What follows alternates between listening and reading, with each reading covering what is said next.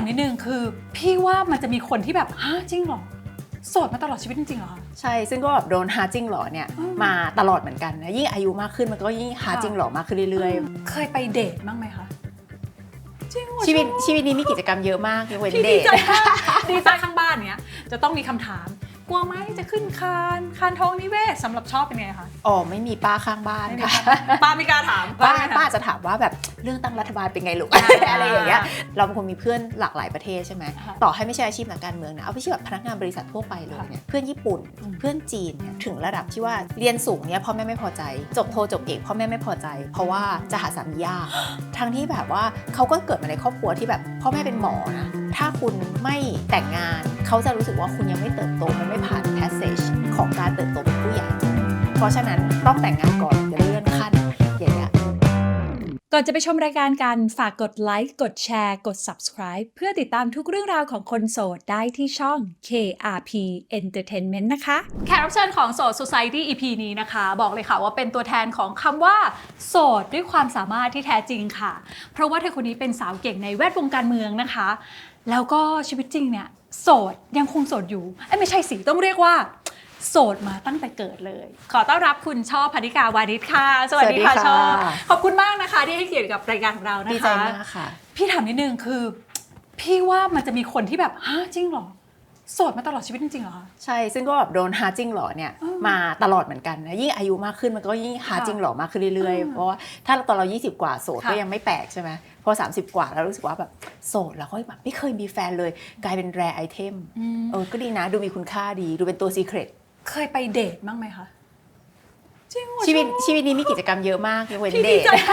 ดีใจมากว่ามันมีคนแบบคือต้องบอกว่าเฮ้ยมีคนแบบเราซึ่งแบบปกติคนถามว่าไม่เคยมีแฟนแต่อาจจะต้องไปเคยไปเดทบ้างแต่ทำไมช่อถึงไม่เดทคือเราไม่เคยคิดว่าชีวิตเป็นสูตรสำเร็จอะไรอยู่แล้วเนาะคือคนจำนวนมากเนี่ยอาจจะมีสูตรสำเร็จมีภาพในหัวว่าชีวิตต้องมี passage แบบไหนเรียนจบทำงานเสร็จต่อโทกลับมาเลื่อนขั้นหาแฟนมีครอบครัวแต่งงานมีลูกเป็นสเต็ปแบบนี้แล้วเขาก็จะรู้สึกว่าชีวิตเขาสมบูรณ์แต่ว่าในวิธีคิดของเราอะชีวิตเรามันไม่ได้เป็นวิธีคิดที่เป็นแบบมีภาพในหัวแล้วก็มีสเต็ปที่ให้เดินตามแบบนั้นเลยชีวิตเราเนี่ยตั้งแต่เราแบบ15-16เราก็รู้สึกแล้วว่าเราตั้งคำถามกับตัวเองว่าชีวิตเราเกิดมาเพื่ออะไรแล้วพอแบบเราก็หาคำตอบได้โชคดีที่เราค้นหาตัวเองเจอตั้งแต่เด็กๆว่าเรารู้สึกว่าชีวิตเนี้ยเราอยากเป็นคนที่สร้างการเปลี่ยนแปลงให้กับโลกให้กับสังคมของเราแบบสักนิดก็ยังดีแบบก่อนที่เราจะตายจากไปอยากจะทิ้งความเปลี่ยนแปลงอะไรบางอย่างไว้ให้กับโลกที่เราอยู่สังคมที่เราอยู่ใช่ไหมพอเรามีเป้าหมายแบบนี้ปุ๊บอะชีวิตเรามันเลยไม่ได้มีภาพจำที่แบบคนทั่วไปเป็นครอบครัวสมบูรณ์แบบพ่อแม่ลูกมันกลายเป็นชีวิตที่แบบเรารู้สึกว่าเป้าหมายของเราคือทำยังไงให้ชีวิตเราที่เกิดมา1ชีวิตไม่ให้มันเสียชาติเกิดอุตส่าห์ได้เกิดมาเป็นสิ่งมีชีวิตชั้นสูงที่มีสภาพโครโมโซมมียีนซับซ้อนใช่ไหมทำอะไรได้เยอะอย่างเงี้ยเราก็รู้สึกว่าเราอยากสร้างการเปลี่ยนแปลงเพราะฉะนั้นเส้นเรื่องของชีวิตเราอ่ะมันเลยเป็นเส้นเรื่องอีกแบบนึงที่เราก็หางานหากิจกรรมอะไรต่างๆซึ่งก็นำพาเราถึงวันที่เราสักนักข่าวเป็นนักการเมืองใช่ไหมคะก็มันเป็นแบบนั้นเพราะฉะนั้นเราจึงไม่เคยนั่งตั้งคำถามกับตัวเองหรือว่ามองหาหรือหมกมุ่นกับมันว่าแบบทำไมชีวิตเรามันไม่มาถึงสเต็ปเดทมีแฟนแล้วแต่งงานแล้วมีลูกสักทีมันไม่เคยอยู่ในหัวเลยแล้วมีผู้ชายคนไหนแบบเธอลองไปออกเดทกันไหมมีไหมคะไม่มีเฮ้ยจริงเหรอทำไมมันเพราะว่าแต่เป็นคนมีคนคบนะทุกคนไม่เป็นคนยังมีใครคบอยู่นะคะแม้ว่าตอนนี้เวลาในชีวิตเรามันอาจจะไม่พอที่จะคบเพื่อนเยอะแต่ว่าพอเราโตมาจนถึงระดับที่เรากำลังแก่แล้วเนี่ยเราก็จะรู้ว่าเราไม่ได้ต้องการคนเยอะในชีวิตแต่เราต้องการคนที่รับได้กับไลฟ์สไตล์และความเป็นตัวเราเพราะฉะนั้นอ่ะเรามีเพื่อนสนิทเพื่อนที่ทำงานเพื่อนสมัยเรียนเพื่อนสมัยประถมมัธยมก็มีแบบวงลูกมีครอบครัวมีแบบญาติพี่น้องที่ไปมาหาสู่กันอะไรอย่างเงี้ยมันก็เป็นกลุ่มคนที่เรารู้สึกว่าเราแฮปปี้ในชีวิตกับรูปแบบความสัมพันธ์เหล่านี้เราก็ไม่ได้รู้สึกว่ามันขาดอะไรไปอาจจะเป็นเพราะว่าด้วยบุคลิกนะคะว่าอาจจะเป็นเหมือนช่อดูเป็นคนเก่งดูเป็นเหมือนถ้าอยู่ในกลุ่มอ่ะจะดูวัยเท่ากันแต่ดูโตกว่าผู้ชายจะเกรงจะดูแก่กว่าผู้ชายจะเกรงนะเหมือนแบบว่าฉันจะทำอะไรผิดหรือเปล่าว่าแบบเขาดูเป็นนางพญาดูคาแรคเตอร์อ่ะดูเป็นอย่างนั้นดูเป็นคุณแม่อย่างนี้ว่าคือผู้ชายจะกลัวหรือเปล่าฉันไม่ต้องมีลูกมีผัวฉันก็ดูเป็นแม่แล้วอะไรอย่างเงี้ยซึ่งอันนี้แบบ พอมาทำงานการเมืองอาจจะเป็นแบบนี้ชัดสมัยเป็นนักข่าวเรายังมี feeling แบบเด็กๆอยู่แต่ว่าอันเนี้ยจริงคือไม่ว่าช่อจะอยู่ตรงไหนอะเราจะดูเป็นคนที่โตหรือแบบแก่กว่าที่เป็นจริงเสมอความคิดใช่ไหมความคิดด้วยซึ่งเป็นอย่างนั้นตั้งแต่เด็กเลยนะหมายถึงว่าเด็กแบบเด็กระดับประถมอะประถมอนุบาลเราก็จะบอกรู้สึกว่าเราโตกว่าเพื่อนคือเราจะเป็นคนที่รู้สึกว่าโตกว่าคนวัยเดียวกันแล้วก็ใช้ชีวิตอยู่ในกับวงที่เป็นผู้ใหญ่กว่ามากๆเสมอตั้งแต่เริ่มทำงานสื่อเนี่ยก็ทำงานกับคนที่แบบอายุมากกว่าเราว่าเป็นบก.ตั้งแต่อายุ20กว่าอย่างเงี้ยเพราะฉะนั้นมันก็คือเราก็ต้องทำงานกับคนที่จริงๆแล้วแบบอายุมากกว่าเราเป็น10ปีแต่ว่าเราอยู่ในตำแหน่งเดียวกันแล้วเราก็ต้องมีแบบคนที่เราต้องดูแลที่แบบเป็นแบบคนที่อยู่ในทีมเราที่เหมือนกับเป็นคนที่เราต้องรับผิดชอบเขาเพราะฉะนั้นก็จะอย่างเงี้ยตลอดมาทำงานการเมืองก็เหมือนกันชอบเข้ามาทำงานพรรคอนาคตใหม่เนี่ยอายุ30โอ้ยก็ถือว่ายังแบบซึ่งถ้าสำหรับนักการเมืองอ่ะมันคือคน60อ่ะมันคือคน60 50แล้วการที่เรามาทำงานการเมืองตอนอายุ30อ่ะเราเป็นหัวหน้าคนแล้วนะคือเรารับผิดชอบแคมเปญการสื่อสารอะไรต่างๆของพรรคซึ่งมันก็เป็นความรับผิดชอบที่ใหญ่มากซึ่งเราคือ30ไม่มีบวกนะอายุ30เป๊ะเลยใช่เพิ่งผ่านเลข2มาหมาดๆใช่คือมันอายุ30แล้วเราก็ก้าวมาทำสิ่งนี้เลยแล้วก็ต้องมีความรับผิดชอบเยอะกับคนที่แบบถ้าเทียบกับของพรรคอื่นๆน่ะเขาเป็นคนอายุ60อ่ะคือมัน2เท่าของเราเพราะฉะนั้นเราจะอยู่ในอารมณ์แบบนี้ตลอดเวลาซึ่งเกี่ยวกับไม่มีแฟนไหมนะก็อาจจะเกี่ยวเพราะว่าพอเรารู้สึกว่าเราต้องเป็นพูดง่ายๆเป็นพี่ที่ดูแลน้องๆทีมงานคือในพับมันก็ไม่แบบว่านายลูกน้องอะไรอย่างเงี้ยมันก็เป็นแบบทุกคนก็คือแบบพี่ช่อคือแบบเราก็เป็นพี่ช่อของทุกคนทุกครั้งที่เราทำงานหรือพี่ว่าสไตล์ของช่อนะบางคนที่เขาอายุเขาเรียกว่าอายุมากกว่าแต่เขาก็จะเกรงเขาก็จะให้เกียรติเป็นพี่เนาะเพราะด้วยตำแหน่งงานหรือด้วยคาแรคเตอร์อย่างเงี้ยหลายๆคนก็เรียกกันว่าพี่มาตลอดแบบ 4-5 ปีจนถ้ามาเฉลยว่าแบบจริงๆแล้วอายุมากกว่าเราอะไรอย่างเงี้ยแต่เราก็จะเป็นคนที่แบบดูว่าแบบทุกคนจะเรียกเราโดยไม่ลังเลว่าพี่ช่อแล้วเป็นคนที่ฉันก็อายุไม่เยอะขนาดนั้นนะโดยเฉพาะเมื่อไปสภาแต่ไปสภาจะชอบแซวตัวเองว่าแบบคือคนแบบไหนวะไปเดินเข้าไปในสภาคือทุกคนยกมือไหว้อะเพราะว่าอาจจะด้วยเขาเรียกว่าอะไรบารมีด้วยเหมือนคาแรคเตอร์ของความชัดเจนความจริงจังอันนี้เป็นเพราะว่าที่บ้านไหมคะชอบเกี่ยวที่บ้านเนี่ยเลี้ยงมาแบบเป็นผู้ใหญ่มากๆตั้งแต่เด็กแบบ5-6 ขวบเลยนะประเภทที่แบบว่าพ่อแม่จูงไปเรียนดำน้ำเรียนเปียโนไม่มีพ่อแม่เนี่ยเป็นลูกคนโตทั้งคู่แล้วเขาถูกบังคับเป็นครอบครัวคนไทยที่เป็นแบบข้าราชการในภาพบอกใช่ไหมแล้วแบบทั้งคุณตาคุณปู่ก็จะเป็นคนที่แบบคนไทยโบราณข้าราชการที่เขาก็จะแบบบังคับลูกให้ทำตามกรอบแล้วทั้งพ่อและแม่เป็นลูกคนโตซึ่งจะโดนบังคับมากที่สุดเขาก็เลยแบบความเป๊ะลึกออกเลยได้ความเป๊ะมาจากใครซึ่งโชคดีที่แทนที่พ่อกับแม่จะทำแบบเดียวกับที่ตัวเองโดนกับเราเนี่ยทำตรงข้ามคือเขาซัฟเฟอร์กับการที่พ่อแม่บังคับเขาก็เลยตกลงกันว่าเขาเลี้ยงลูกเขาจะเลี้ยงลูกโดยให้ลูกอะทำสิ่งที่ลูกพอใจมันมีเส้นบางๆขั้นระหว่างการสปอยกับการให้ลูกโตเป็นผู้ใหญ่แล้วแบบตัดสินใจเองโชคดีที่มันแบบเส้นบางๆนั้นนะพ่อแม่เราไม่ได้ข้ามไปสู่การสปอยแต่ว่าให้เราตัดสินใจทุกอย่างด้วยตัวเองเธอจะเรียนอะไรเธอจะทำอะไรเธอจะทำกิจกรรมไหนเธอจะเรียนดนตรีอะไรจะเรียนไหมเธอจะเล่นกีฬาหรือเปล่าไปจนถึงเรื่องแบบเธอจะอ่านหนังสือเล่มไหนอย่างเงี้ยคือพ่อแม่เป็นสิ่งที่ดีที่สุดเท่าที่ลูกคนหนึ่งจะมีได้คือเขาเป็นซัพพอร์เตอร์อ่ะเป็นเบาะรองแล้วก็คือเท่าที่เขามีศักยภาพอ่ะเขาก็จะให้เราเท่าที่เขามีศักยภาพที่จะให้แต่เขาไม่เคยคิดแทนคือเราคิดนั่นคือวิธีพ่อแม่เลี้ยงเรามาตั้งแต่จำความได้ตั้งแต่เด็กมากๆทุกอย่างก็คือตัดสินใจเองพี่เข้าใจเลยว่าทำไมช่อถึงกล้าที่จะทำเพราะอย่างน้อยถ้าจะล้มก็รู้ว่ามีแบ็คอยู่ข้างหลังคือพ่อแม่มันไม่มีอะไรที่ต้องกลัวในชีวิตการที่เป็นช่อพนิกาวันนี้นะก็ต้องพูดจริงๆว่าถ้าไม่ได้พ่อแม่ที่เลี้ยงเรามาแบบนี้และซัพพอร์ตเราดีแบบนี้เนี่ยคือความมั่นใจความรู้สึกว่าเรากล้าที่จะทำหรือพูดแบบภาษาโฆษณาหน่อยได้แบบกล้าไปตามความฝันของตัวเองอย่างเงี้ยแต่มันเป็นเรื่องจริงนะคนเรามันจะกล้าไปตามความฝันของตัวเองแบบใครอยู่ดีคนเรามันจะทิ้งบ้าบิ่นลาออกจากการทำงานนักข่าวที่มั่นคงแล้วเงินดีไปทำงานการเมืองซึ่งแบบอะไรก็ไม่รู้อะแบบไม่รู้จะเจออะไรจะติดคุกไหมจะรีภัยหรือเปล่าเพราะตอนนั้นอย่าลืมนะมันเป็นคสช.อะมันเป็นยุครัฐบาลทหารใช่ไหมคะมันไม่เหมือนตอนนี้นะแต่เราก็แบบกระโดดเข้าไปเลยคิดว่าไอ้วิธีการตัดสินใจแบบผาดโผนของเราเนี่ยส่วนหนึ่งก็เพราะว่าวัยเด็กอะซึ่งมันเป็น formative years มันสำคัญมากอะมันโตมาแบบครอบครัวแบบนี้แล้วก็กลับมาสู่การที่แบบว่าเราก็รู้สึกว่าชีวิตเราอะมันเต็มและดีพอเราจะไปโดยที่มีชีวิตอยู่โดยที่เราแฮปปี้แล้วไม่ได้รู้สึกว่ามองหาคนอื่นมาเติมเต็มไม่เคยมีความคิดแบบนั้นอยู่ในหัวเท่ากับว่าพ่อแม่ไม่เคยพูดเรื่องแฟนเรื่องคู่ครองไม่เขาก็พูดขำๆก็อยากให้มีไหมคะ เขาอยากให้มีอยู่แล้วเนาะยังไงพ่อแม่ก็เป็นคนที่อยู่ในสภาพสังคมที่เขาก็รู้สึกว่าชีวิตมันมีสูตรสำเร็จว่าต้องแต่งงาน ครอบครัวแบบดั้งเดิม ครอบครัว มีพ่อเรียนจบ ใช่ มี ใช่ แฟนแต่งงาน แต่แน่นอนพ่อแม่เราก็คือพ่อแม่เราเขาก็ได้แค่คิดฝันอยู่ในใจว่าอยากมีหลานนะว่าตอนนี้แบบมีหลานแหละจากแบบพี่ที่แบบเป็นลูกพี่ลูกน้องที่เราโตมาด้วยกันเขาก็พอใจแล้วแบบมีหลานจากหลานชายอะไรเงี้ยแต่ว่าถามว่าเขาอยากให้เรามีไหมเขาก็อยากให้เรามีแหละ แต่ว่าความเป็นพ่อแม่เราก็คือเขาในเมื่อเขาไม่สามารถบังคับอะไรเรามาได้แต่4 ขวบเนี่ยตอนที่เราจะ40แล้วเนี่ยเขาก็คงไม่มานั่งคิดว่าเขาจะมาแบบบงการชีวิตลูกเขาก็แค่แบบเฉยๆตอนนี้ก็ไม่ได้อะไรแล้วเอาที่ลูกมีความสุขเลย แล้วพี่ถามว่าอะอย่างคุณพ่อคุณแม่เนี่ยไม่ได้มาอะไรยังไงแล้วแต่ลูกแล้วแบบพวกเขาเรียกอะไรเหมือนป้าข้างบ้านเนี้ยเราผู้หญิงทุกคนอะเวลาที่พอเริ่มจะ30เนี่ยจะต้องมีคำถามกลัวไหมจะขึ้นค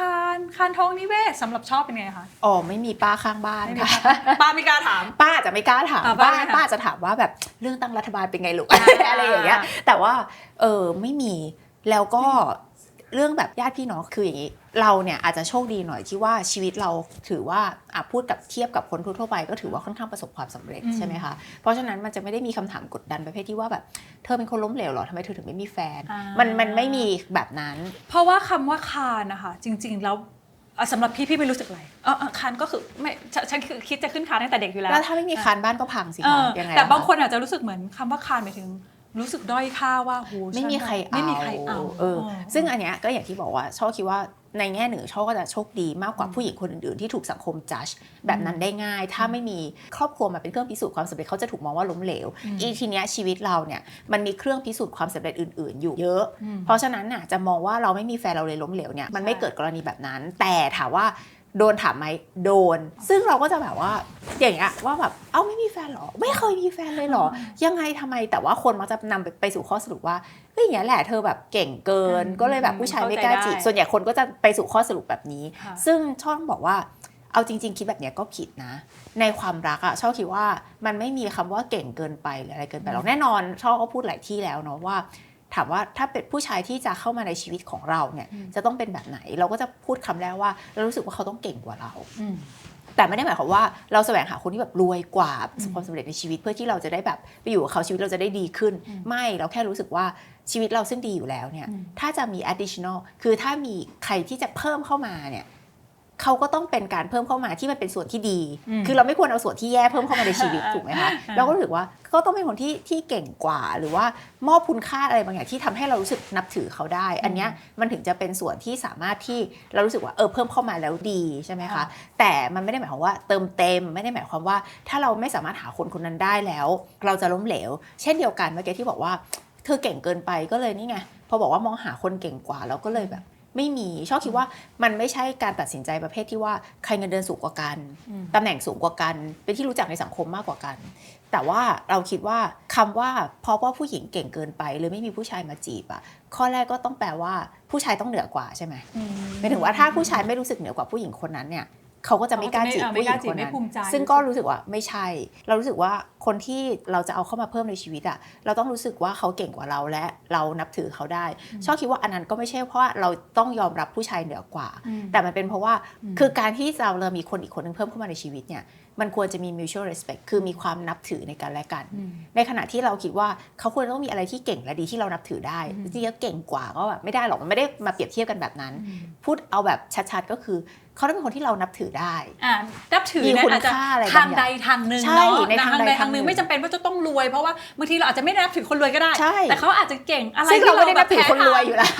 บางทีเราอาจจะเพราะว่าพี่นึกถึงว่ามันมีคำถามที่พี่ก็รู้สึกว่าเวลาที่ข่าวที่ออกมาอย่างเช่นคนดังต่างๆผู้หญิงเนาะโดยเฉพาะไปคบคนที่มีสถานะทางสังคมที่ดีอาจจะด้วยฐานะทางเศรษฐกิจเขาดีก็จะถูกมองว่าแบบไปเกาะเขาไปอะไรอย่างเงี้ยสำหรับพี่ก็มองว่าคนเราทุกคนมันมีสิทธิ์เลือกเนาะถ้าจะเลือกแล้วก็ต้องเลือกให้ดีไม่ใช่ว่าให้ใครมาเหมือนมาพยุงดึงกันลงอะเนาะ ถูก อย่างของช่อก็คงคิดเหมือนกันว่าถ้าคบก็ต้อง ไปด้วยกัน ชอบคิดว่าคำที่ตรงที่สุดก็มาคิดได้ในรายการนี้หลังจากตอบมาหลายรายการแล้วไม่รู้จะใช้คำไหนมันคือ mutual respect แหละคือเราควรจะเคารพนับถือในกันและกันเพราะฉะนั้นการที่เราไม่มีแฟนก็ไม่ได้หมายความว่าเราเก่งเกินไปผู้ชายเลยไม่ได้กล้าจีบข้อแรกก็อย่างที่บอกว่าเราอาจจะไม่ได้มองหาเรารู้สึกว่าชีวิตเรามีรูปแบบความสัมพันธ์ที่หลากหลายแล้วเราพอใจกับระบบนิเวศนี้เราไม่ได้ปิดกั้นแต่เราแค่รู้สึกว่ามันไม่ได้จำเป็นขนาดนั้นพอเราไม่ได้มองหาไม่ได้มีใครที่รู้สึกว่าแบบโอ้โหพิเศษมากมันก็ชีวิตเรามันก็แค่ไปต่อเรื่อยๆแบบนั้นใช่ไหมคะแต่ว่าเราคิดว่าในแง่หนึ่งการมองความรักหรือคู่เรื่องนี้ก็สำคัญนะหลายคู่นะไม่ว่าจะผู้ชายหรือผู้หญิงก็ตามเนี่ยสุดท้ายอยู่กันไม่ได้เพราะว่าขาด mutual respect แบบผู้หญิงจำนวนมากแฮปปี้ที่ได้แต่งงานกับผู้ชายที่มีฐานะมั่นคงแล้วดูแลเขาได้ซึ่งไม่ใช่เรื่องผิดทุกคนมี choice เป็นของตัวเองว่าชีวิตเราจะเลือกอะไรใช่ไหมคะแต่ว่าชอบก็เห็นนะจำนวนมากๆเนี่ยอยู่ไปเรื่อยๆก็อยู่ไม่ได้เพราะว่าผู้หญิงที่แบบอยู่แล้วก็รู้สึกว่าผู้สามีเป็นคนดูแลทุกอย่างเนี่ยอยู่ไปเรื่อยๆรู้สึกว่าตัวเองไม่มีคุณค่ากลายเป็นแบบซึมเศร้าหรืออะไรเงี้ยมีนะไม่ใช่ไม่มีแล้วสุดท้ายถึงแม้ว่าสามีอาจจะเป็นคนรวยเนาะ ใช่ แต่ยิ่งรวยอาจจะยิ่งทำให้รู้สึกว่าเฮ้ยเราไม่คู่ควร ซึ่งแน่นอนไม่ได้เสมอไปเนาะเรื่องแบบนี้มันก็เป็นเรื่องส่วนตัวของแต่ละคนแต่ชอบคิดว่าเช่นเดียวกับผู้ชายเราก็เจอมาเยอะในชีวิตที่ผู้หญิงแบบเก่งประสบความสำเร็จในหน้าที่การงานมากและผู้ชายเนี่ยเหมือนกับรู้สึกว่าตัวเองไม่เท่าอยู่ไปเรื่อยๆก็อยู่ไม่ได้แล้วผู้ชายยิ่งจะมีปมนี้มากกว่าเพราะว่าเขาเติบโตมาในสังคมที่คาดหวังว่าผู้ชายต้องเป็นผู้นำแล้วดูแลครอบครัวทีนี้กลายเป็นว่าพอผู้หญิงเนี่ยเป็นคนที่ประสบความสำเร็จก้าวหน้ากว่าผู้ชายก็ทนกับความรู้สึกว่าแบบตัวเองต้องเดินตามภรรยาไม่ได้เลยชอบเลยคิดว่าอันนี้จริงๆเป็นเรื่องสำคัญนะสำหรับการใช้ชีวิตคู่คือ mutual respect มันควรที่จะแฮปปี้ทั้งสองฝ่ายไม่ว่าจะเป็นผู้หญิงที่อยู่บ้านเป็นภรรยาที่ดีผู้ชายเป็นคนดูแลก็ควรที่มีคุณค่าในตัวเองได้หรือผู้ชายที่อาจจะทำงานที่ได้เงินเดือนน้อยกว่าหรือสุดท้ายแบบเป็นคนที่ต้องตัดสินใจเป็นคนลาออกมาดูแลลูกเขาก็ควรจะมีความรู้สึกว่าได้รับคุณค่าหรือได้รับการยอมรับเหมือนกันสังคมมันเดินทางมาถึงวันนี้แล้วว่าผู้ชายเลี้ยงลูกก็ไม่เห็นเป็นไงเลยค่ะก็เป็นเรื่องปกติใช่ไหมมันอาจจะต้องเป็นการเติมเต็มคู่เหมือนจิ๊กซอว์ที่เขาบอกในที่เราเห็นก็คือเขาชอบแบบนี้มันมาประจบรวมกันได้ดีช่อแล้วอย่างอาชีพของช่อด้วยความเป็นนักการเมืองการที่เราไม่มีคู่ไม่แต่งงานมันจะมีผลอะไรไหมคะจริงๆอาชีพนักการเมืองไม่ค่อยมีผลจริงๆนักการเมืองผู้หญิงจำนวนมากก็ไม่ค่อยเปิดเผยเรื่องส่วนตัวเท่าไหร่เพราะว่าก็จะเป็นเรื่องที่โดนโจมตีได้ง่ายคือนักการเมืองหญิงก็จะโดนโจมตีเรื่องส่วนตัวเยอะใช่ไหมคะแบบเอาลูกมาก็ผิดไม่เอาลูกมาสามีอะไรอย่างเงี้ยมันวุ่นวายเนาะแต่ว่าถามว่าเรามาเป็นนักการเมืองแล้วเป็นผู้หญิงโสดเนี่ยอย่างแรกอายุน้อยอยู่ในพรรคการเมืองที่เรียกว่าดูไม่อนุรักษ์นิยมพอก็โดนโจมตีอยู่แล้วใช่ไหมแต่ว่าถามว่าสุดท้ายมันเป็นคำถามขนาดนั้นไหมว่าแต่งงานหรือยังอันนี้ก็เป็นเรื่องโชคดีอย่างน้อยในสังคมไทยยังไม่ได้มีคำถามแบบนั้นนี่คือเราเป็นคนมีเพื่อนหลากหลายประเทศใช่ไหมถ้าเทียบกันนะต่อให้ไม่ใช่อาชีพนักการเมืองนะเอาไปเทียบแบบพนักงานบริษัททั่วไปเลยเนี่ยเพื่อนญี่ปุ่นเพื่อนจีนเนี่ยถึงระดับที่ว่าโดยเฉพาะถ้าเป็นผู้หญิงเรียนสูงเนี่ยพ่อแม่ไม่พอใจจบโทจบเอกพ่อแม่ไม่พอใจเพราะว่าจะหาสามียากตายแล้ว รู้สึกว่าแบบจะกลาย ที่ เป็นคนที่แบบเป็นแม่แก่เป็นคนคงแก่เรียนแล้วมันจะหาสามีไม่ได้ระดับนั้นทั้งที่แบบว่าเขาก็เกิดมาในครอบครัวที่แบบพ่อแม่เป็นหมอนะแต่พ่อแม่ก็ยังมีความคิดแบบนี้อยู่นี่แบบพูดถึงเคสเพื่อนผู้หญิงชาวญี่ปุ่นเคสเพื่อนชาวจีนอันนี้ต่อให้เป็นผู้ชายก็คือถ้าไม่แต่งงานจะไม่เจริญเติบโตในหน้าที่การงานเพราะว่าบริษัทจีนเนี่ยมันคือสังคมแบบขงจื่อที่เป็นสังคมที่ให้ความสำคัญกับคุณค่าของครอบครัวมากๆถ้าคุณไม่แต่งงานเขาจะรู้สึกว่าคุณยังไม่เติบโตมันไม่ผ่าน passage ของการเติบโตเป็นผู้ใหญ่เพราะฉะนั้นต้องแต่งงานก่อนถึงจะได้เลื่อนขั้นอย่างเงี้ยแล้วถ้าแต่งไปแล้วมันไม่ได้รักหรืออะไรไงมันก็จะมีผลตามมาทีหลังแต่ว่ามันเป็นสังคมที่สังคมเอเชียตะวันออกรากฐานมันคล้ายๆกันคือเขารู้สึกว่าหน้าที่ของมนุษย์ก็คือต้องสร้างครอบครัวแล้วก็มีลูกซึ่งโชคดีที่ไทยเนี่ยอย่างนี้ก็คือป้าข้างบ้านซึ่งเราก็ไม่ได้แคร์แล้วเราก็ไม่ได้สนใจเราไม่ได้สนใจแต่ว่าถ้าเป็นสังคมพวกเอเชียตะวันออกมันขนาดนั้นจริงๆคือมันมีผลกับหน้าที่การงานกับแบบการแบบสังคมรอบตัวญาติพี่น้องกดดันอะไรอย่างเงี้ยพี่ว่านะแค่เราเครียดเรื่องแบบการทำงานอะไรอย่างเงี้ยเรายังเครียดแล้วเนาะแต่ถ้าเครียดแบบสังคมกดดันให้มีคู่แล้วเราต้องไปหาใครมาอยู่ข้างตัวเราที่เราไม่รักและอยู่ตลอดซึ่งซัฟเฟอร์นะพี่ว่ามันคงเป็นความทุกข์ที่แบบซัฟเฟอร์นะคิดดูดิว่าคนเราต้องอยู่กับคนที่แบบเราไม่แฮปปี้ด้วยตลอดชีวิตพูดถึงตลอดชีวิตนะอันนี้คิดขึ้นมาได้อย่างนึงพอเราเริ่มแก่ตัวลงเราก็เริ่มรู้สึกว่าเฮ้ยเราต้องเตรียมตัวแล้วว่าตอนที่เราจะตายเนี่ยมันจะยังไงจะมีใครมาคอยแบบดูแลเราหรือเปล่าแบบว่า เราต้องเก็บเงินไหมเพื่อที่เราจะได้ไปอยู่บ้านคนชราที่มีการดูแลดีอะไรอย่างเงี้ยเราก็มีอยู่แบบนึงที่คิดว่าแต่ว่าแปลว่าเราก็ต้องตายคนเดียวเนาะใช่ไหมอันนี้ก็มีอยู่แบบนึงในชีวิตว่าเราต้องตายคนเดียวเราต้องเริ่มทำใจไว้ตั้งแต่ตอนนี้เพราะว่าถึงตอนนั้นพ่อแม่เราก็คงตายหมดแล้วนี่ก็พูดตรงๆมันก็เป็นวงจรชีวิตใช่ไหมคะแต่พอแบบพี่เอพูดอย่างเงี้ยเราคิดในทางกลับกันว่าแต่ในทางตรงกันข้ามอะ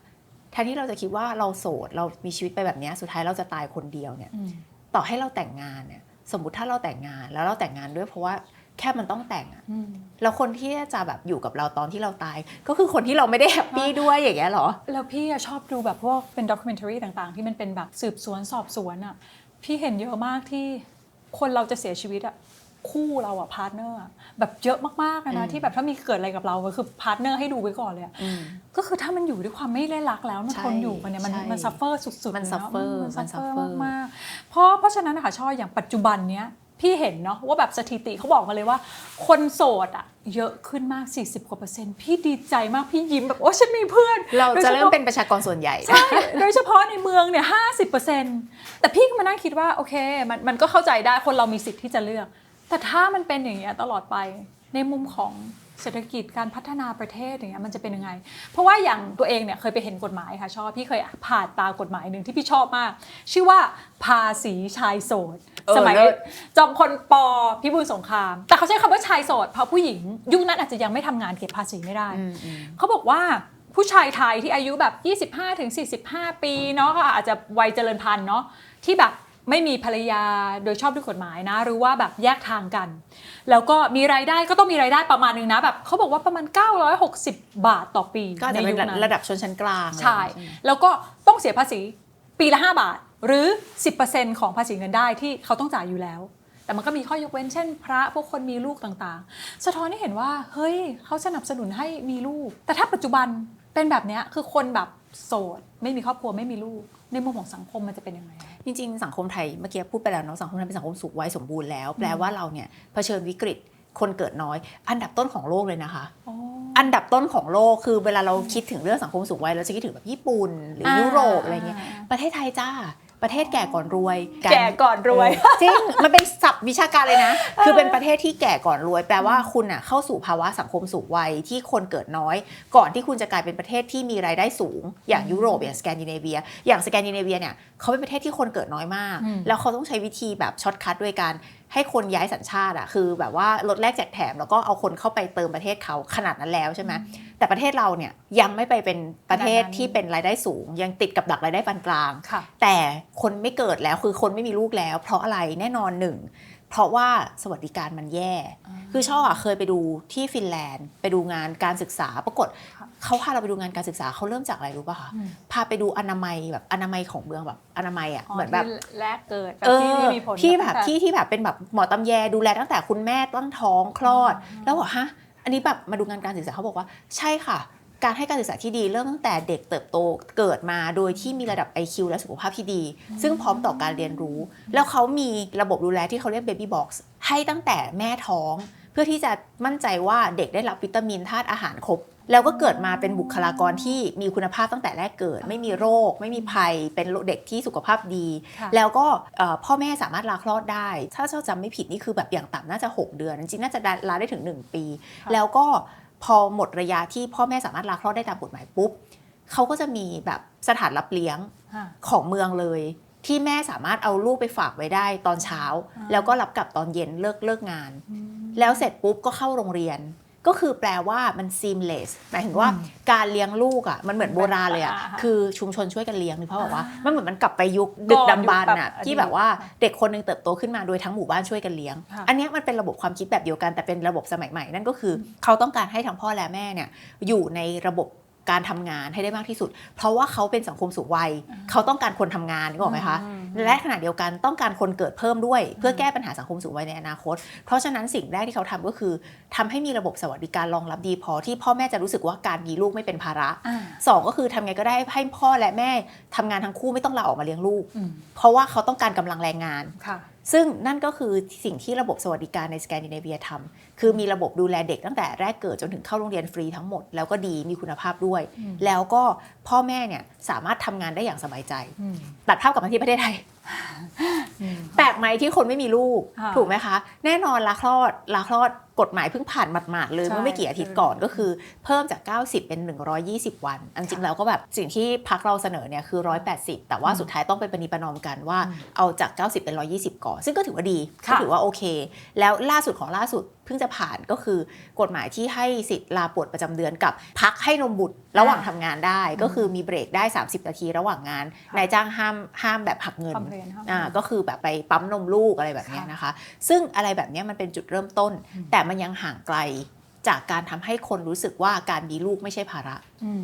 ทุกวันนี้ทุกคนจะพูดว่ามีลูกคือ ใช่ มีลูกคนจนไป7 ปีนี่ไม่ใช่แล้วนะมีลูกคนคือจน20 ปีแล้วนะ ใช่เพราะว่า ตอนนี้ย ค่าเรียนค่ากินค่าอยู่มันเยอะจริงๆ แล้วสิ่งที่สังคมไทยทำเพื่อกระตุ้นให้คนอยากมีลูกคืออะไร ทุกวันนี้เรามีก็แค่ลดหย่อนภาษีก็คือ ถ้าแบบ หัก มีลูก หักได้ หักได้ มีลูก ค่ะ หักได้ใช่ไหม ค่ะ คะซึ่งมันน้อยมากอ่ะคือมันไม่เท่ากับรายจ่ายที่คุณมีหรอก ค่ะ เวลามีลูกคนหนึ่งอันนี้เหมือนกับว่าคนเราเขาก็ไม่ได้คิดว่าจะมีลูกเพราะเขาเป็นลดหย่อนภาษีอ่ะใช่ไหมคะ เขาอยากมีเมื่อพร้ นไม่ อมแล้วก็เกิดมาทุกอย่างคือเหมือนมันไม่ใช่แค่ผลิตมันต้องผลิตคนที่ดี ก็ลูกเราโอเคยังไม่มีลูกแต่เราก็เข้าใจได้ว่า ค่ะ ถ้าคนเราจะมีลูกเราก็ต้องอยากให้ลูกเรามีชีวิตที่ดีใช่ไหม ใช่ ถ้าเรารู้สึกว่าเรามอบชีวิตที่ดีให้เขาไม่ได้เราก็ไม่มีดีกว่า ไม่มีดีกว่า เพราะฉะนั้นน่ะสังคมไทยวันนี้เนี่ยมันจึงกลายเป็นสังคมแบบนี้ไงคืออคนไม่อยากมีลูกเพราะไม่พร้อม มีแล้วรู้สึกว่าไม่สามารถทำให้ลูกมีชีวิตที่ดีได้ PM 2.5 อย่างเงี้ยใช่ป่ะคือมัน แค่เรายังแย่เลย แค่เรายังแย่ ล้ว เลยถ้ามีเด็กลูกอ่อนขึ้นมาแล้ว ค่ะ แบบกว่าลูกจะโตลูกจะเป็นภูมิแพ้ขนาดไหนอะไรแบบเนี้ยคือสังคมไทยมันไม่เอื้อให้เรารู้สึกอยากมีลูกด้วยประการทั้งปวงอย่าว่าแต่แบบมีสามีเรื่องมีสามีเมื่อกี้เราก็พูดกันนิดนึงใช่ไหมว่า การมีแฟนเนี่ยสุดท้ายคนโสดส่วนใหญ่เกิดในเมือง แน่นอนถ้าเอาแบบว่า general พูดถึงหลักเศรษฐกิจเลยก็คือคนเมืองเป็นคนที่ independent เลี้ยงตัวเองได้ เพราะฉะนั้นเขาสามารถโสดได้ ในทางกลับกันเนี่ยการที่โสดในเมืองเนี่ยก็เป็นภาระนะเพราะว่าไม่มีคนแชร์ค่าใช้จ่าย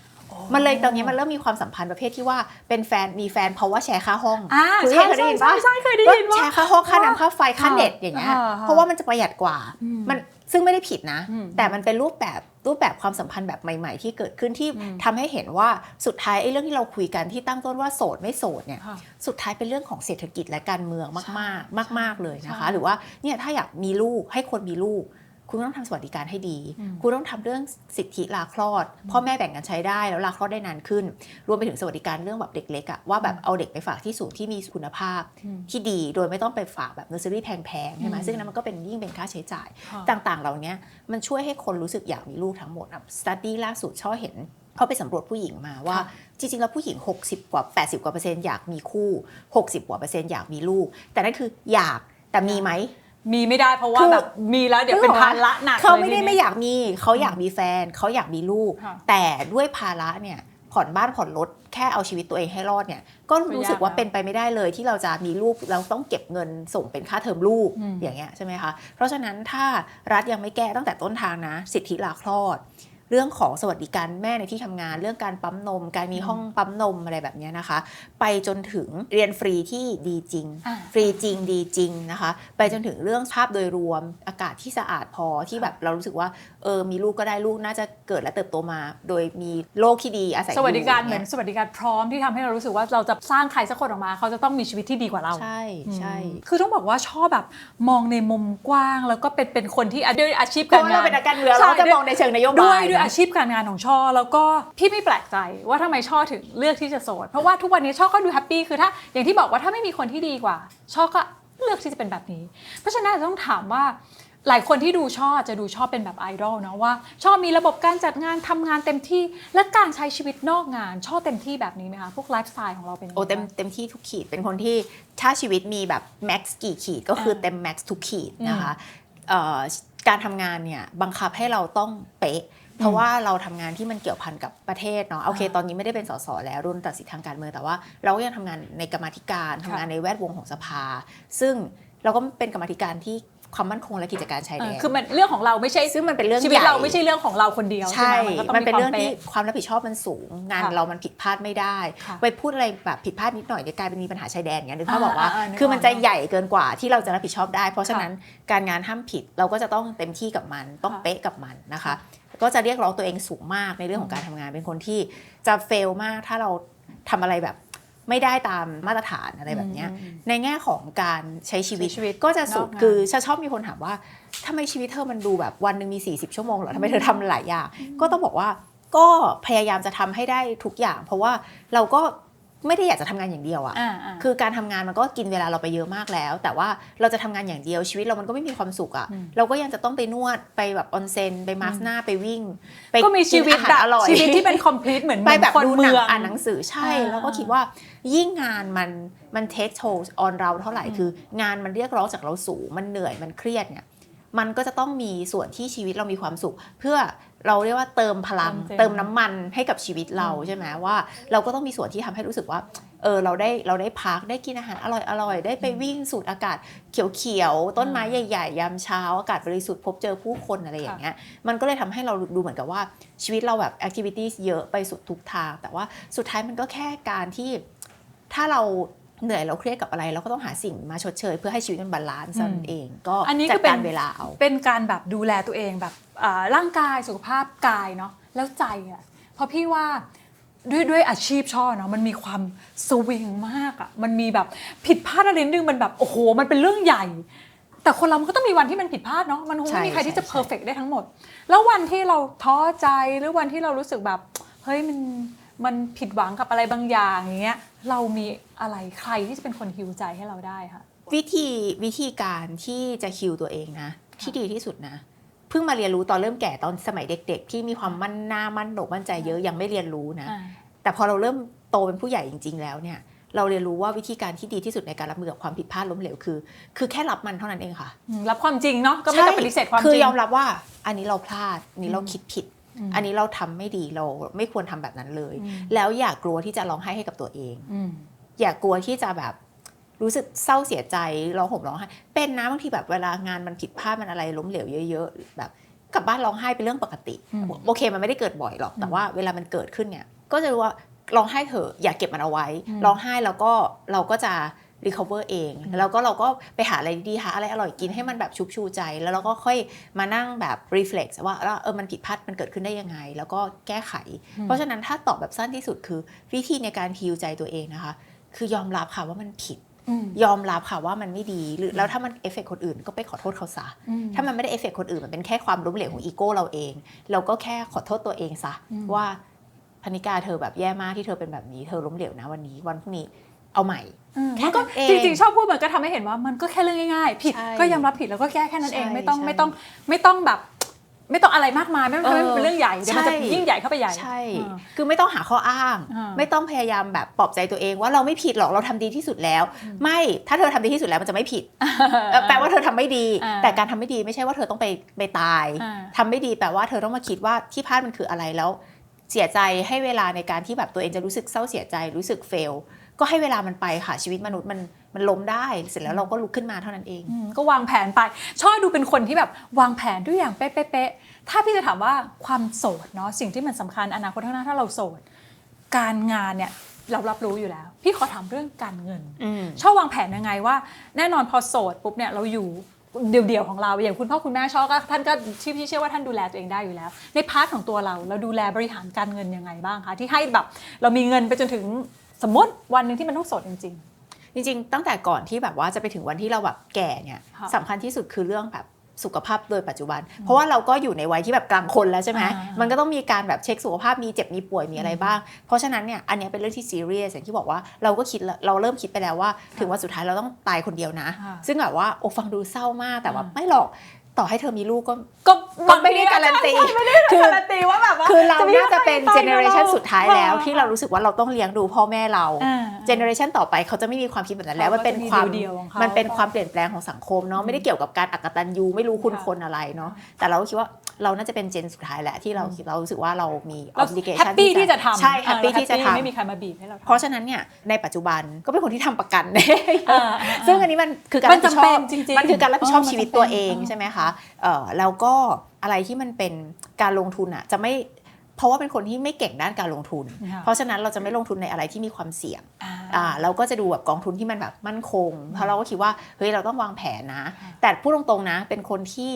มี financial literacy ต่ำนะคะนี่เป็นจุด ด้อยของชีวิตที่รู้สึกว่าควรจะแบบว่าตั้งใจหรือวางแผนกับมันมากกว่านี้แต่เราก็รู้สึกว่าชีวิตเรามีการอะไรอื่นๆทำตลอดเวลาเราก็จะทำแบบเบสิกเราต้องมีประกันนะเราต้องแบบเราก็ทำประกันสังคมด้วยนะแม้จะไม่เคยใช้แต่ว่าอันนี้รู้สึกว่าเป็นแบบเรื่องทางอุดมการณ์แล้วรู้สึกว่าระบบสวัสดิการสังคมมันดีเราควรจะต้องส่งเสริมเราช่วยเขาส่งก็ได้แม้ว่าเราจะมีประกันของเราเองเราจะไม่ได้ใช้เราก็รู้สึกว่าคนอื่นเขาก็จะได้ใช้มันเป็นระบบที่ดีที่ควรจะมีอยู่ในประเทศไทยแล้วก็เราก็จะเริ่มวางแผนแบบนี้ก็จะมีกลุ่มเพื่อนที่เรารู้สึกว่าเฮ้ยพวกเราจะแก่ไปด้วยกันมีแก่แบบมั่นคงนะถ้าเราเป็นคนแก่เราต้องมีความพร้อมเรื่องงานเรื่องเงินทำให้เราสามารถแก่แบบไม่ต้องกลัวว่าชีวิตฉันจะไปฝากไว้ที่ลูกที่แล้วเพราะเราไม่มีลูกให้ฝากอยู่แล้วและอย่างที่บอกว่าต่อให้คนที่มีลูกก็ไม่อยากให้คิดว่าจะไปฝากชีวิตไว้ที่ลูกเขามีชีวิตของตัวเขาเองนะคะเราก็ควรจะดูแลตัวเองได้เนี่ยเจนเรามันต้องคิดแบบนี้แล้วว่าเราต้องดูแลตัวเองได้จนถึงวันสุดท้ายเพราะฉะนั้นหนึ่งทำร่างกายให้แข็งแรงเพราะว่ามันก็จะดีกว่าไปดูแลตอนป่วยประกันชีวิตต้องมีการวางแผนเรื่องการลงทุนที่ไม่เสี่ยงนะคะซื้อเพชรซื้อทองก็ซื้อเพราะว่าอะไรได้ใส่ด้วย2ก็คือจับพัดจับผูอะไรขายได้อะไรอย่างเงี้ยเราก็จะเป็นทรัพย์สินเนาะทรัพย์สินที่มีการอันนี้เบสิกมากเนาะเพราะว่าถ้าเป็นคนที่มีแบบเก่งๆด้านการบริหารจัดการการเงินเขาก็จะแบบมีลงทุนหลากหลายนู่นนี่แบบมีพอร์ตมีอะไรของเขาแต่เราเป็นคนที่แบบ financial literacy ต่ำเราก็จะแบบเอาแบบเบแค่แบบมั่นคงคือของชอบแบบอาจจะไม่ได้มีความหวือหวาแต่มีความมั่นคงว่าเมื่อวันที่แก่ตัวไปนะถ้าจะเป็นต้องอยู่แบบคนเดียวจริงๆอยู่เดียวๆจริงๆช่อก็สามารถที่จะมีเงินไปจนถึงยุคนั้นแบบอย่างแล้วก็สำคัญคือต้องมีกลุ่มเพื่อนที่รู้สึกว่าโอเคเราจะอยู่กันไปจนถึงแก่ซึ่งก็โชคดีที่พอแบบเดินทางมาถึงวัยนี้แล้วเนี่ยก็มีกลุ่มเพื่อนกลุ่มหนึ่งที่เรารู้สึกว่าอันเนี้ยคือเพื่อนที่เราจะคบกันไปจนแก่ได้แล้วก็จะได้มีกิจกรรมคือแน่นอนไม่ได้ไปฝากผีฝากไข้กับเขานะเพราะว่าเพื่อนทุกคนก็ต้องดูแลตัวเองแต่ว่าก็จะเป็นกลุ่มที่เรารู้สึกว่าโอเคเราจะแก่ไปแบบเขามีคนทำให้เราอยู่ด้วยมีเพื่อนคู่คิดมีอะไรแบบนี้มีอะไรเร่งด่วนฉุกเฉินแบบสามารถพึ่งพากันได้อะไรแบบนี้โทรตามไปโรงพยาบาลได้เพราะว่าเราก็ต้องไม่คิดว่าเราจะโทรตามพ่อแม่เราให้พาเราไปโรงพยาบาลเพราะเวลานั้นท่านก็อาจจะอายุเยอะแล้วสุดท้ายพี่ถามค่ะว่าชีวิตคนมันไม่มีความแน่นอนค่ะชอบวันนี้เราจะพูดกันว่าเราโสดมาตั้งแต่เกิดแต่ออกไปข้างนอกพรุ่งนี้มีคนมาจีบเลยไม่มีใครรู้เนาะพี่ถึงบอกว่าถ้าคนถามว่าพี่จะโสดไปทั้งชีวิตพี่บอกว่านะวันนี้พี่โสดมาทั้งชีวิตแต่อนาคตข้างหน้าพี่ไม่รู้แต่ถ้าเลือกได้อยากเลือกมีสิทธิ์ที่จะเป็นคนเลือกพี่ถามช่อถ้าวันหนึ่งช่อมีสิทธิ์ที่จะเลือกเนาะช่อจะเลือกคนที่มีลักษณะแบบไหนที่เราคิดว่าเนี่ยแหละคือคนแรกที่เราจะใช้คำว่าแฟนต่อเนื่องไปจนถึงคู่ชีวิตของเรากลับไปที่เรื่องเดิมเลยคือคนที่สามารถมีความเคารพนับถือในตัวกันและกันได้เขามีความนับถือในคุณค่าในตัวเราที่แน่นอนไม่ใช่เรื่องเงินและไม่ใช่เรื่องรูปลักษณ์ภายนอกเรานับถือใครแล้วนับถือด้วยคุณค่าอุดมการณ์ในการใช้ชีวิตของเขาเนาะอุดมการณ์ความหมายก็คือต้องแนวเดียวกันใช่แต่มันก็ยากนะถ้ามันต้องอยู่ด้วยกันแล้วใช่คือคนเรามีอุดมการณ์ทางการเมืองแตกต่างกันไม่ใช่เรื่องผิดเลยเรื่องปกติมากของระบบประชาธิปไตยแต่ถ้าเราจะเป็นแฟนกันเราควรจะต้องมีคุณค่าอุดมการณ์ที่สอดคล้องกันแล้วการที่เราจะมีความนับถือในตัวของเขาได้อะมันก็คงต้องเป็นชุดคุณค่าแบบเดียวกับที่เรานับถือใช่ไหมคะอะไรแบบนี้เราคิดว่าเราก็ต้องกันและกันนะหมายถึงว่าถ้ามันจะตลอดรอดฝั่งอะเราจะนับถือเขาฝ่ายเดียวไม่ได้เรานับถือเขาแต่เขาแบบเห็นเราเป็นอะไรไม่รู้อันนี้มันก็ไม่ใช่ความสัมพันธ์ที่ดีใช่ไหมคะมันท็อกซิกแล้วเพราะฉะนั้นเนี่ยคิดว่าคนที่เราสามารถมอบ mutual respect หรือความนับถือในกันและกันได้เท่านั้นเองจะทำให้เราอยู่ไปได้แบบอย่างมีความสุขแบบทั้งชีวิตเพราะพี่เชื่อว่าวันนี้ช่ออยู่ได้ด้วยตัวคนเดียวแบบอยู่แล้วก็ยังคงแฮปปี้ยังคงมีความสุขยังทำงานดีๆได้เพราะฉะนั้นคนที่เข้ามาในชีวิตช่อก็น่าจะทำให้ช่อมีชีวิตที่มีความสุขมีความมั่นคงกับชีวิตการงานแล้วก็การใช้ชีวิตต่างๆเนาะวันนี้ต้องบอกว่าข้อมูลแน่นแล้วก็ได้เจออีกแง่มุมนึงที่แบบเฮ้ยบางคนอาจจะสงสัยว่าผู้หญิงคนนี้โสดจริงๆหรอน่าจะมีคนเข้ามาในชีวิตเยอะกันไปเรื่องชีวิตแฟนพ่อแม่ประกันชีวิตและนโยบายสวัสดิการรัฐนะคะทั้งหมดนี้ก็อยู่รวมกันได้ใช่พี่เชื่อว่าไม่แปลกเลยที่หลายๆคนจะชอบเป็นไอดอลเนาะเพราะว่ามีมุมมองที่จับต้องได้จริงๆเนาะไม่ใช่เป็นทฤษฎีอย่างเดียวแต่สิ่งที่ช่อทำคือทำให้เห็นแล้วว่าช่อก็ปฏิบัติได้จริงแล้วก็อยู่ได้อย่างมีความสุขเนาะวันนี้ต้องขอบคุณช่อมากนะคะที่ให้เกียรติกับรายการขอบคุณมากเลยนะคะขอบคุณค่ะพี่พูดถูกใช่ไหมว่าโสดตั้งแต่เกิดใช่ค่ะคือแบบไม่เคยแบบมีแฟนจริงๆจังๆเลยแค่แบบว่ามีคนคุยอะไรอย่างเงี้ยค่ะหนูเป็นคนที่เวลาคุยกับใครหนูจะโฟกัสในส่วนที่เขาแบบปฏิบัติกับเรามากๆยิ่งเมื่อก่อนหนูจะเป็นคนที่เวลาคุยกับใครหนูจะเหมือนตั้งเช็คพอยต์เอาไว้ว่าโอเคคุย7วันแล้วเรามาประเมินว่ามันผ่านไหมถ้า7วันผ่านปุ๊บอ่ะเรามาเช็คพอยต์ต่อไป1เดือน2เดือนอะไรอย่างเงี้ยแต่ส่วนมากก็จะไม่ถึง3 การที่คนรู้ว่าเราไม่เคยมีแฟนมีคนแบบไม่เชื่อจริงหรือเปล่าอะไรเงี้ยแบบ คือด้วยความที่เราเป็นลูกครึ่งแล้วอาจจะด้วยลุคของเราด้วยที่เราพรีเซนต์ตัวเองแบบเราชอบแต่งตัวอะไรอย่างเงี้ยเราแบบบางทีแบบเราไปทะเลแล้วก็กล้าใส่บิกินี่อ่ะมันก็มีหลายคนที่เขาไม่เชื่อ ทุกวันเนี้ยพี่เห็นนะข่าวพลอยชมพูมีคนจับคู่กับคนนี้อยากให้คู่มันมีแรงเชียร์เนาะมันมีแรงเชียร์ที่เหมือนเขาอินอ่ะเขาเห็นผลงานเห็นอะไรเขาก็อยากให้เป็นคู่กัน เรามีแบบโอนอ่อนไปตามนั้นไหมเหมือนแบบว่ะเขาเชียร์แล้วเราก็ข่าวลือมีดราม่าเราจัดการยังไง มีช่วงนึงที่โดนด่าว่าเสียงมันควายออกลูกอะไรอย่างเงี้ยมันกลายเป็นว่าเรากลัวเวทีมากเลยเราไม่กล้าที่จะขึ้นเพราะรู้สึกว่าไม่มีใครชอบเสียงเรา มันถึงขั้นที่ก่อนขึ้นเวทีอ่ะจะร้องไห้ขนาดว่าเป็นเวทีที่แบบเราอยากจะขึ้นไปร้องมากๆแต่เรากลับไม่มีความสุขเราไม่มั่นใจในตัวเองเลยเพราะว่าเราคิดว่าทุกคนไม่มีใครอยากฟังเสียงเรา